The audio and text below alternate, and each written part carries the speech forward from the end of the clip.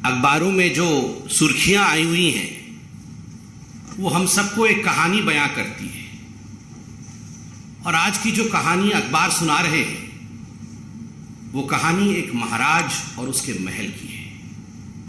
एक ऐसा महाराज जो बेशर्म है, एक ऐसा महाराज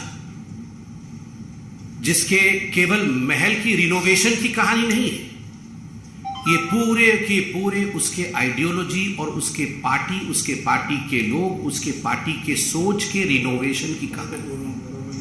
ये वो महाराज है जो न जाने कहां से आवाज निकालते थे और कहते थे मैं कुछ नहीं लूंगा, मैं घर नहीं लूंगा, मैं बंगला नहीं लूंगा, मैं गाड़ी नहीं लूंगा, मैं लाल बत्ती कार नहीं लूंगा, मैं सरकारी गाड़ी नहीं लूंगा, मैं सिक्योरिटी नहीं लूंगा।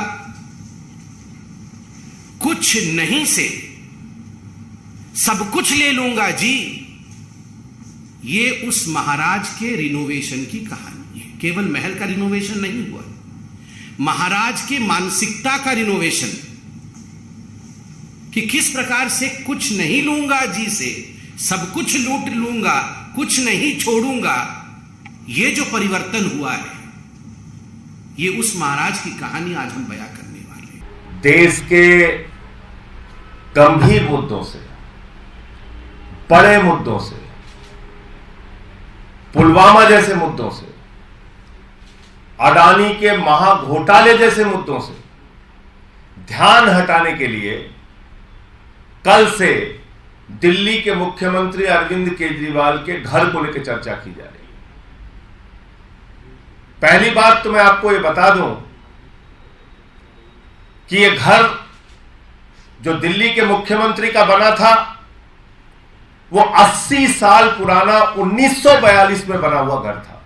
याद करिए, दुबले पतले से वो महाराज, डबल एक्सेल का शर्ट और उसके ऊपर ये कलम, जिस कलम में केवल एक बार ही रिफिल भरा गया था। जब 2013 में महाराज ने ये दस्तावेज साइन किए थे, एफिडेविट दिया था, ये महाराज का दस्तावेज एफिडेविट है, एक ही बार इस कलम में रिफिल भरा गया है। आज तक उस कलम में रिफिल नहीं है, वो कलम केवल कपड़े में लगा रहता है, क्योंकि हस्ताक्षर तो मंत्री करते हैं, भ्रष्टाचार का काम करने का काम तो मंत्री करते हैं। महाराज ने एक ही बार हस्ताक्षर किया था और उसमें क्या लिखा था? उसमें लिखा था, मैं शपथ लेता हूं मैं लाल बत्ती की गाड़ी नहीं लूंगा, मैं शपथ लेता हूं मैं अपने लिए अनावश्यक सुरक्षा नहीं लूंगा। सुरक्षा बल नेताओं की सुरक्षा के लिए नहीं है, बल्कि आम आदमी की सुरक्षा के लिए होनी चाहिए। नेता को आम आदमी से ज्यादा सुरक्षा नहीं होनी चाहिए। मैं शपथ लेता हूं मैं बड़ा बंगला नहीं लूंगा, आम आदमी की तरह सामान्य घर में रहूंगा। और बहुत सारी शपथ ली है, एक ही बार कलम का इस्तेमाल करके हस्ताक्षर किया था। दूसरी बात, एक नहीं 3 घटना हुई उस घर के अंदर। एक में मुख्यमंत्री के माता पिता जिस कमरे में रह रहे थे उसकी छत गिर गई। दूसरी घटना में मुख्यमंत्री जिस कमरे में रह रहे थे उसकी छत गिरी। तीसरी घटना में मुख्यमंत्री जहां पर लोगों से मिलते हैं उसकी छत गिर गई। उसके बाद पीडब्ल्यूडी विभाग ने यह सजेस्ट किया कि भाई इस घर को तोड़ के नया घर बनाने की आवश्यकता है, और वो घर बनाया गया। 30 करोड़ की लागत से वो घर बनाया गया, जिसको लेकर कल से चर्चा हो रही है।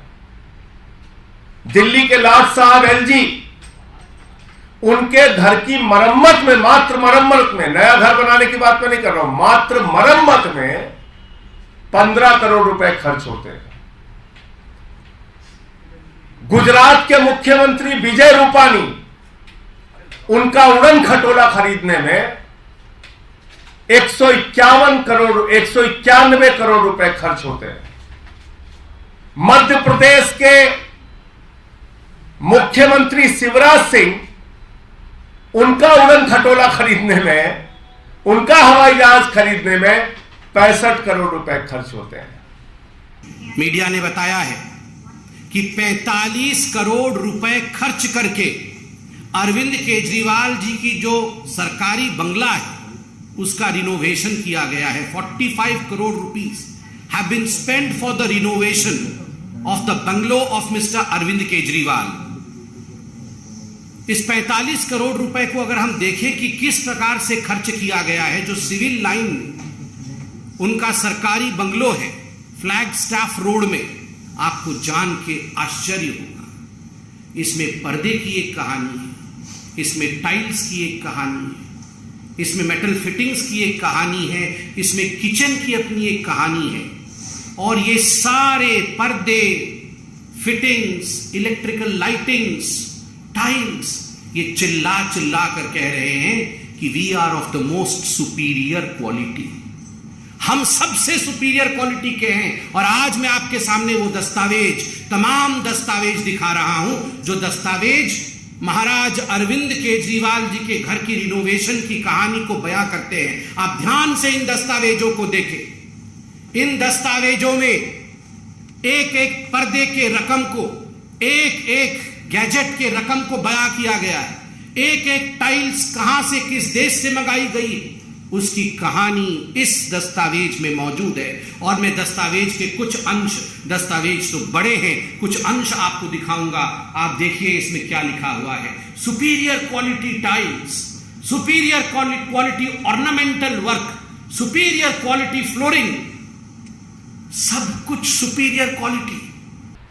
देश के शहंशाह आलम भारत के प्रधानमंत्री आदरणीय नरेंद्र मोदी जी, जो कहते हैं मैं तो एक फकीर हूं, एक फकीर हूं, सिर्फ झोला लेके कहीं भी चल देता हूं, वो फकीर, उनका घर बन रहा है 500 करोड़ रुपए में, 500 करोड़ रुपए में। और शहंशाह आलम अगले घर में जहां जाएंगे, शहंशाह आलम जिन 500 करोड़ रुपए के घर में जाएंगे भारत के प्रधानमंत्री आदरणीय नरेंद्र मोदी जी, उसके पहले उन्होंने कहा कि हमारे घर को थोड़ा ठीक ठाक करो। तो उस घर को ठीक ठाक करने, मात्र ठीक ठाक करने में 90 करोड़ रुपए खर्च हुए। 20,000 करोड़ रुपए का जो सेंट्रल विस्टा का प्रोजेक्ट है, वो लगभग 23,000 करोड़ रुपए का प्रोजेक्ट बन गया है। उस प्रोजेक्ट में आदरणीय प्रधानमंत्री जी का घर 500 करोड़ रुपए में बन रहा है, और उस घर में जाएंगे उससे पहले मौजूदा घर में 90 करोड़ रुपए खाली उसके रिनोवेशन में खर्च किया जाता है। मगर मैं धन्यवाद देता हूं मीडिया का, पर्दा आखिरकार उठ ही गया। और एक एक पर्दा ये 8-8 लाख रुपए के 23 पर्दे, 23 पर्दों का ऑर्डर दिया गया। 8 पर्दे लगा दिए गए, 15 पर्दे बाकी है। मुझे तो ये प्रेस कॉन्फ्रेंस करते हुए भी बड़ा अजीब लग रहा है कि पर्दों के ऊपर प्रेस कॉन्फ्रेंस हो रहा है, अगर पर्दे भी तो कोई साधारण पर्दे नहीं है, महाराज के पर्दे। पहला पर्दा, उसका रकम लिखिए आप, 5,05,087 रुपीज, ये पहला पर्दा। दूसरा पर्दा 6,22,340 रुपया का है। तीसरा पर्दा 5,59,162 रुपीज। चौथा पर्दा, और ये सबसे महंगा पर्दा है, 7,94,062 रुपए का। पांचवा पर्दा 3,57,291 रुपीज। छठा पर्दा 5,84,594 रुपीज। सातवां पर्दा 6,09,13 रुपया का। और आठवां पर्दा जो सस्ता है 3,92,247। भारत के हमारे फकीर प्रधानमंत्री, गरीब प्रधानमंत्री 10 लाख रुपए का सूट पहनते हैं, 1,25,000 रुपए की पेन इस्तेमाल करते हैं। भारत के फकीर प्रधानमंत्री 1,60,000 रुपए का चश्मा इस्तेमाल करते हैं। और ये भारत के प्रधानमंत्री आदरणीय नरेंद्र मोदी जी, इनके काफिले में जो कार चलती है, वो कार है 12 करोड़ रुपए की, 12 करोड़ रुपए की कार। 12 करोड़ रुपए की कार उनके काफिले में चलती है। एक नहीं, कई कारें 12-12 करोड़ की। मार्बल की कहानी है ऐसी है कि मार्बल हमारे देश में वो मिलता नहीं है, वियतनाम से मंगाया गया क्योंकि देश के मार्बल से पसंद नहीं थे अरविंद जी। स्पेशल ऑर्डर देके मंगाया गया क्योंकि ये ऑर्डर हिंदुस्तान में नहीं पूरी हो सकती थी, तो वियतनाम से मंगाया गया है और कुल 1 करोड़ 15 लाख से अधिक के मार्बल अभी तक लगे हैं। तो प्री फैब्रिकेटेड वुडन वॉल्स, ये साधारण दीवारें नहीं होनी चाहिए, वुडन वॉल्स प्री फैब्रिकेटेड, तो उस पर खर्च किया गया 4 करोड़ 37,37,000, लगभग 5 करोड़ रुपए आपने केवल दीवारों पे वुड लगाने के लिए खर्च कर दिया है। तो आप सोच के देखिए 5-6 करोड़ की दीवारें अरविंद केजरीवाल जी ने बनाई है। और तो और decorative pillars, railings, metal decorative pieces पे लाखों खर्च किए गए। बंधुगण, कुल मिलाकर के ये सब 45 करोड़ रुपए का खर्च करके, मगर अभी इस कहानी का सबसे दर्दनाक मोड़ जो मैं आपके सामने रखने वाला, the most pathetic issue as far as the renovation of this whole महल ऑफ अरविंद केजरीवाल जी इज कंसर्न, कि ये उस समय रिनोवेट हो रहा था जब कोरोना की महामारी से पूरे दिल्ली में हाहाकार मचा हुआ था। कोरोना की महामारी का जिक्र कर रहे थे, भूल गए भारतीय जनता पार्टी के लोग? जब कोरोना की महामारी से इस देश में लोग मर रहे थे, भारत के प्रधानमंत्री बंगाल के चुनाव में वोट मांग रहे थे, कोरोना फैला रहे थे, लोगों की जान जा रही थी, लाशें बिछी हुई थी शमशानों में, और भारत के प्रधानमंत्री चुनाव के प्रचार में व्यस्त थे। भूल गए भारतीय जनता पार्टी के लोग? ये 12-12 करोड़ की कार खरीदने का फैसला उस वक्त हुआ जब कोरोना की महामारी में लोग मर रहे थे, उनकी जान जा रही थी, शमशान पे लाशें बिछी हुई थी। भूल गए भारतीय जनता पार्टी के लोग? ये फकीर जो कहते हैं मैं चाय वाला हूं, बहुत गरीब घर से पैदा हुआ, 8,400 करोड़ रुपए का जहाज अपने लिए कोरोना की महामारी में खरीदते हैं। कोरोना की महामारी के दौरान जब लोगों की जान जा रही थी, लाशें शमशान पर बिछी हुई थी, उस वक्त 8,400 करोड़ रुपए का जहाज खरीदने का बजट आदरणीय प्रधानमंत्री जी का पास होता है। क्यों लोगों को, आम आदमी अपने घर बेच रहा था इलाज के लिए, क्योंकि अरविंद केजरीवाल जी अस्पताल में बेड नहीं दे पा रहे थे। उस समय अरविंद केजरीवाल जी अपने महल के रिनोवेशन में व्यस्त थे। 1 सितंबर 2020 जब कोविड का पहला वेव चल रहा था, तब रिनोवेशन के लिए 7 करोड़ 91 लाख रुपए सैंक्शन किए गए। 8 जून 2021 को जब ऑक्सीजन सिलेंडर के लिए दिल्ली में हाहाकार मचा हुआ था, उस समय 1 करोड़ 64 लाख रुपए अरविंद केजरीवाल जी के महल के रिनोवेशन के लिए सैंक्शन किया गया। 22 अक्टूबर 2021 को जब कोविड का विषय पूरा चल रहा था, उस समय 9 करोड़ 9 लाख रुपए सैंक्शन किए गए।